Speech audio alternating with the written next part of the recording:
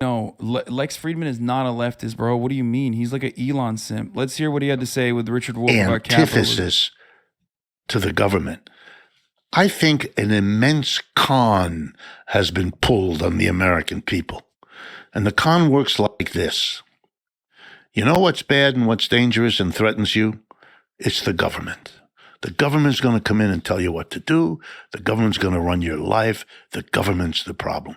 There really is no other way to explain the following in American politics. Large numbers of people lose their homes in a downturn like the so-called Great Recession of 2008. Who do they blame? The government. Large numbers of people go unemployed. And what is the media all about? The government. If I were a capitalist, I'd love this. I kick the workers by throwing them out of their home, and they don't get angry at me. They get angry at the government. I fire large numbers of people. I have no responsibility for what happens to them as a result of having no job and no income. This is a really good, like, Richard Wolff, for some of his, like, L takes during COVID, does have a really good way of just arriving at the heart of the agitprop, like the meat and the bones, you know what I mean? Straight up. That minute alone immediately synthesizes the issues with mainstream media and how they play a fundamental role in shifting responsibility away from capitalist corporations back to the government. Now, this doesn't mean that the government does not have a responsibility to fix some of the problems. It, of course, does. But it's a bourgeois government that is 100% operating at the behest of capital owners for their best interests, right? And they don't do that. And that is something that we should be criticizing. But the idea that, like, for example, people say, oh, all the jobs moved overseas to China. The government did that, for example, is such a dumb fucking take. It's like, no, motherfucker, the capitalists did that. Okay? What, you think the government at gunpoint was like, hey, you got to move these factories over to China? No. Income. And they get angry at the senator.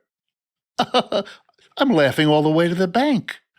This is a genius stroke. In theory, but if you look at government, because you said accountability, and the capitalist system has no accountability. There's some pushback I give on the accountability. I think there is some accountability we can discuss in a Hegelian way. There's more accountability for. I would say that in theory, government is perfectly accountable. That's the whole point of a democratic system, is you vote people in. In practice, there's a giant growing bureaucracy. Oh, yeah, he's right. That is accountable. No, he's not right. Surface. There's two parties. Fuck.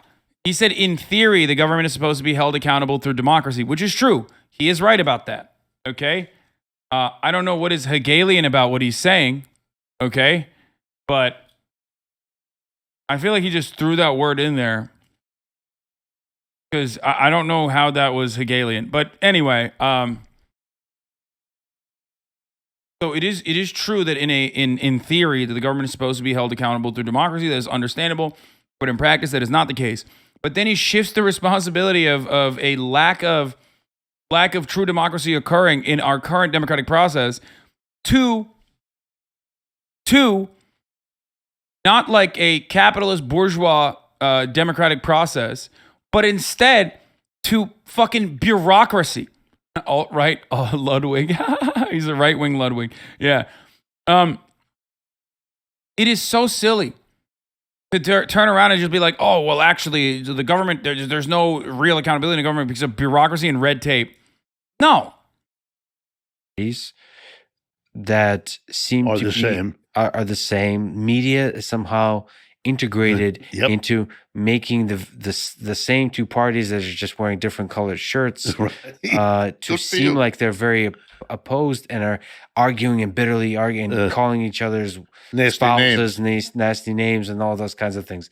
Okay, but that's government. So who exactly is worse here? I agree. Government or companies? Well, why are we asking that question? Well, these are twins. Look, what you were able to say about Republicans and Democrats just now, with which I agree. Yeah. I would say the same thing about corporations and the government. This is the same people, literally. But let's go to Churchill. Which one is Which one is worse? Let's go to Churchill. Like, democracy is the worst form of government, except all the other ones or whatever. So this kind of same idea. Which one exactly is worse? Because to me, it seems like which one between what and what? Government and industry and companies. It's because government is plagued by. The entire purpose of the government is to put a fucking check on corporations that are operating at the behest of capital, okay? And all of the anger and resentment that everyday Americans feel towards the government, as a matter of fact, stems from the reality that the government is not doing its fundamental job. They're allowing capitalist corporations to run rampant and put profits over the interests of people. That's the issue, okay? But Republicans, reactionaries, conservatives, those who are backed by capital, liberals included, by the way, in the reactionary conversation here, are so good at shifting that responsibility away from corporations, which is what literally Riichard Wolff was saying in the beginning, that people like even Lex Fridman, who is, from what I understand, well-read, will repeat that reactionary talking point of, oh, it's the bureaucracy that's like stopping the government from having true accountability.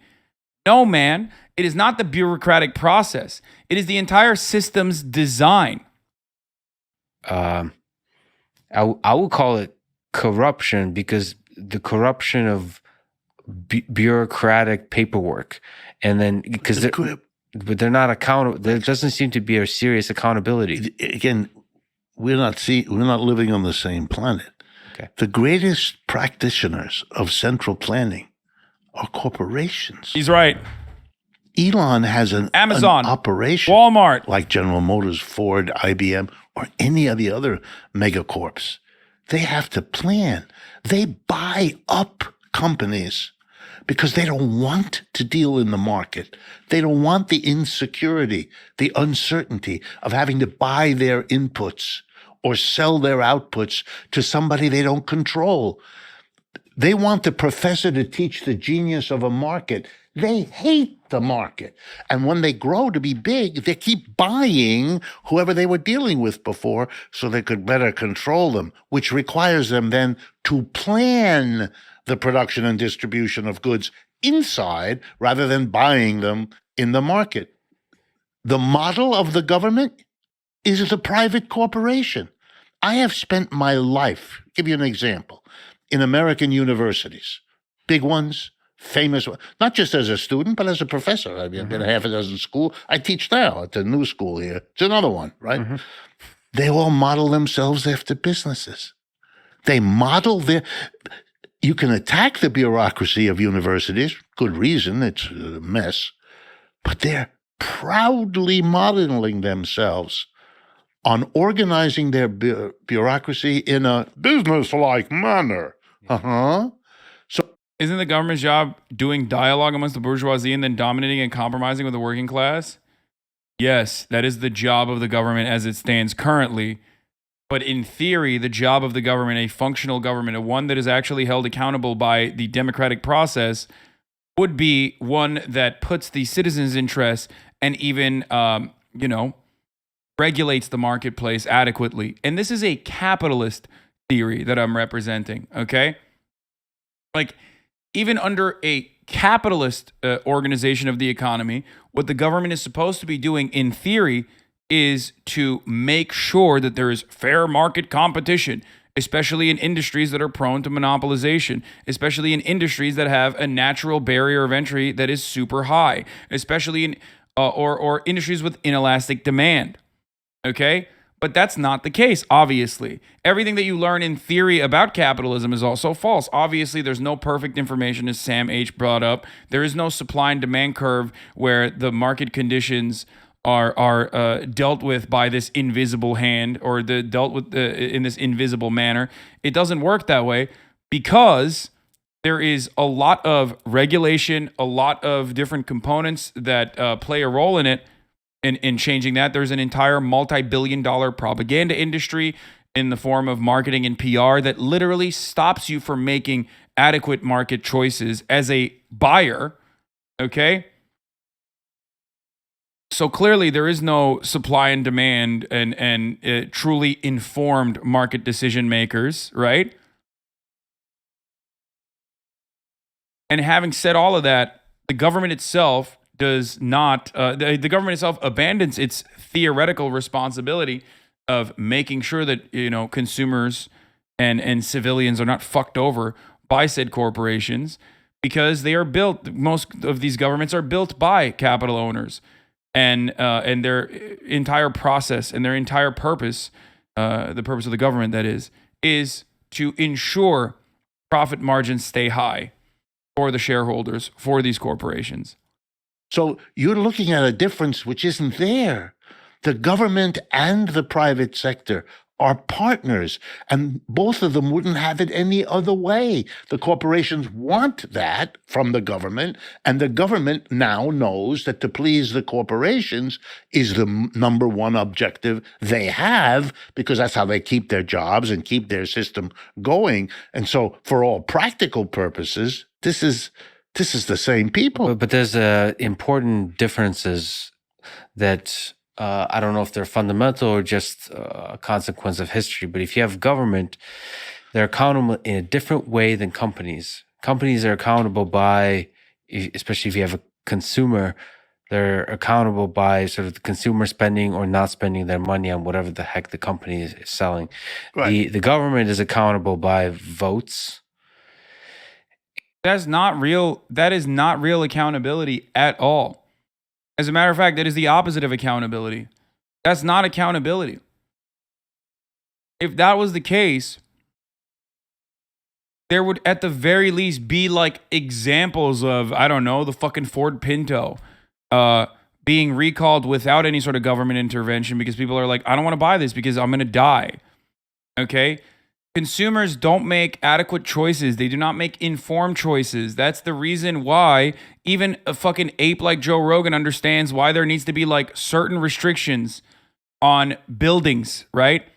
Certain health code violations that you cannot, that you must abide by, right? Because otherwise, companies that are constantly profit seeking are going to cut corners. They're going to cut corners even when the regulation is there. But they're certainly going to cut corners when there's no regulation whatsoever. And that is going to lead to a lot of people dying. And it seems like government, unlike companies, for most of companies' history, is always too big to fail, meaning it can always just print money. It can always save itself. And that creates a bureaucracy. You rarely pay the cost of having made bad. I think his brain is broken fundamentally by capitalism. That like the only way to bring about accountability to the government is through capitalist terms, by allowing the government to default. That's like that's the argument that he's making, like a company would, except the companies don't even fucking default. So I don't know what he's talking about. He's saying that like the government is too big to fail. If you think about it on corporate terms, the government is too big to fail because it can always print its own money and like bail itself out and get out of a shitty situation. And that destroys its accountability, even though he originally said that the government is supposed to be held accountable through democracy, through the democratic process. Decisions, if you're in government, you distribute the blame, and it's very unclear who's responsible for bad decisions. So bad decisions in government accumulate. So you become more and more and more inefficient and more. Dude, you know what's inefficient? Roads. You know what's inefficient? The railway system. You know what's inefficient? The postal service. These are not efficient from a capitalist perspective. And yet, without them, we would not be able to survive. I hate ANCAPs or libertarians or people who don't realize that they are preaching libertarian thought that fucking say stuff like this without recognizing the fundamental role that certain services play in our lives, even if we don't fucking recognize it. Okay? These things are not supposed to be run in an efficient manner. Okay? It's not. It's so stupid. Nobody says the firefighters are inefficient. We should cut their pay. That's insane. It is a service that is absolutely a necessity. Okay? And a lot of those inefficiencies, as Chad is also pointing out, are creating jobs as well. Okay? If we operated on the basis of efficiency, none of the things that I mentioned to you would exist. Okay? They just would not exist. More poor in your decision making in terms of, you said public transit. Should we build a public transit system in this city or not? That's a difficult decision. That's an interesting decision. I would say it's very often a very good decision. To cut public transit in a city? What? Oh, should we build public transit system, not cut? He said to build public transit system. In this city or not. That's a difficult decision. That's an interesting decision. I would say it's very often a very good decision. But whoever makes that decision should be accountable for a good or bad decision. And it seems like companies are more accountable. They feel the pain of having made a bad decision more because they can go bankrupt. There's much more day-to-day pressure to make good engineering decisions. That's not true. That is just simply not true.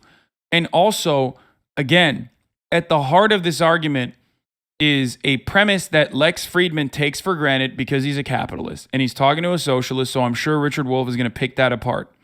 Okay?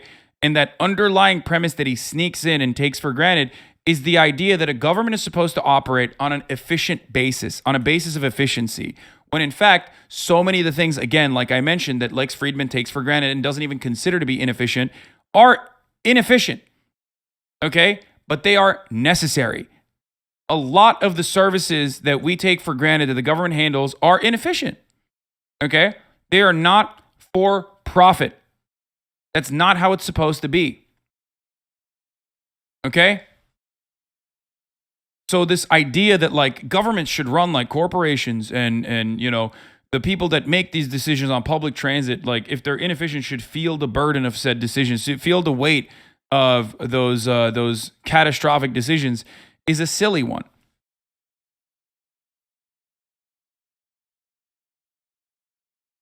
Government doesn't seem to be under the same level of pressure.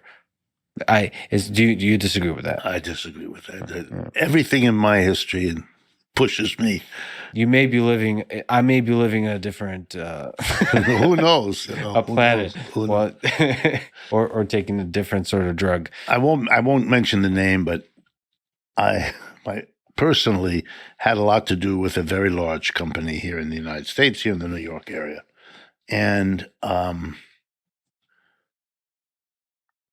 it involved two brothers and a family who built it up into a huge corporation. One of the brothers was kind of the dynamo of the family, and he was more responsible than anybody else building it up. But he took care of his brothers. He had a nice feeling about his brothers. So the one brother who could not, without help, tie his shoes, became a vice president, got an enormous salary, got a beautiful office in a skyscraper, not that many blocks from where I'm sitting right now. And that was the way that family handled that company.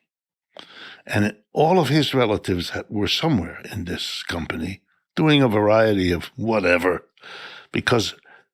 and my experience with this, and because I went to the schools I told you, all my experiences with that group of people, corporate executives, full of those stories. They made mistake after mistake, which they would tell you about. Didn't undermine they were always able to blame somebody else, something else that scraped them through. And had they not been able to, they would have been replaced by another person who did the same thing for as long as they could. And they knew it. They would talk about it at family events. That's how I know. Yeah, I understand that you want the outside world to look at it this way, but it's not my experience. Interesting. I think reducing it back to like an individual example of like corporate nepotism, which is rampant, certainly, is not the best way to redirect this conversation. Normally, Riichard Wolff does a better job of like undermining his opponent's arguments, but I'll take it. It's not the most effective way to destroy Lex Fridman's argument here, but it's one that a lot of people understand, and it's one that a lot of people recognize.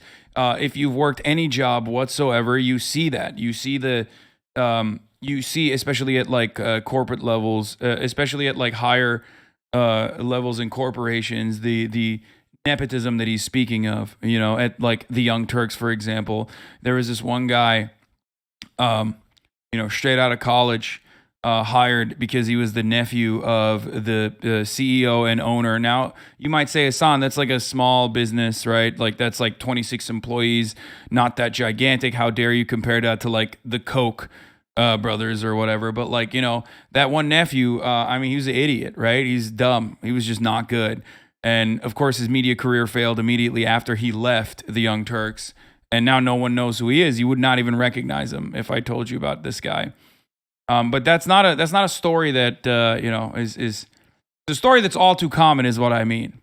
Regardless of the personal anecdotes that I'm dropping in here. I heard he smells too. No, I heard he smells really good, actually, and he's like super hot.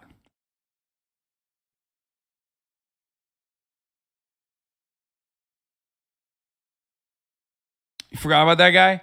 Everybody forgot about that guy. Anyway. But again, what's that kind of thing, at the risk of saying human nature again, yeah. I wonder what kind of system allows for that more versus less. This is the question of, I would call that, let's put that under the umbrella term. You were super hot 2 years ago. You're just regular hot now. Dude, weirdest fucking comment. Like, weirdest comment, dude. Absolute weirdest comment. I don't even know why I read shit like that. Of corruption. Okay. Which system allows for more corruption? But remember that the way I defined a different system is not more or less government. You sound offended? Is it you? Sounds legit. You sound offended? You fucking got me, dude. You got me. It's more or less allowing a democratic workplace. Yeah. Reconfiguring it. What happened? Motherfucker looks like the dog shit I stepped on accident. And he's like, dude, you're not even fucking super hot anymore. You're just like regular hot, bro. Fucking, yeah. Happens when everybody has a vote, when you have to explain what the strategies are, what the alternatives are to a larger number of people than a board of directors or major shareholders or whoever it is that most companies are responsible to. And now you've got a whole different universe. It's not a small group of people, can't be hidden the way it's normally hidden, most of it, and on and on and on. This is, worker co-ops is what this is called in many parts of the world. So it's not that I'm advocating something that's never been seen before, not at all. The Marxism I understand is to pick from historical precedents the things that we think. So here's the thing that people don't understand. Sometimes me and the mods like to do something on purpose, where I'll just like respond to a comment and I just wait. And if you notice, you'll see a lot of gray notifications in the chat. Ding, ding, ding, ding, ding, ding, ding, ding. Slowly but surely popping off. Okay? You're being baited. You're being counter baited. We're eliminating people who are trolling in the chat. You are the ones who are being baited in this moment. You understand? It's housekeeping. We're doing housekeeping. You are too stupid to recognize that you are writing stupid takes in the chat to get permanently banned. Sometimes I just like to say some shit and then wait to see.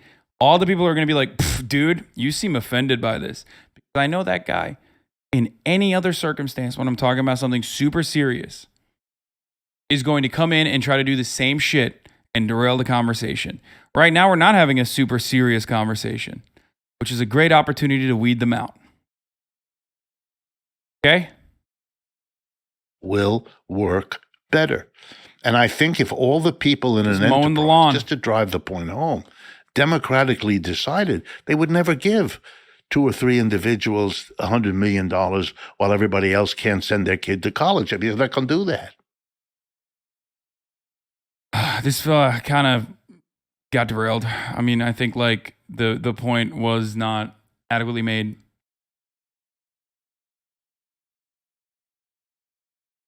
Damn us on this Fed behavior, bro. Sorry. Sometimes you got to do that.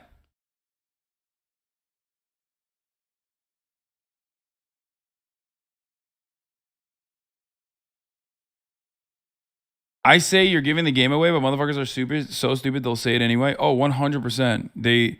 It doesn't stop people. It's like it's oftentimes it's deranged behavior. So those people are not behaving in like a logical way. They're doing it because like they can't stop themselves. Why we ban them?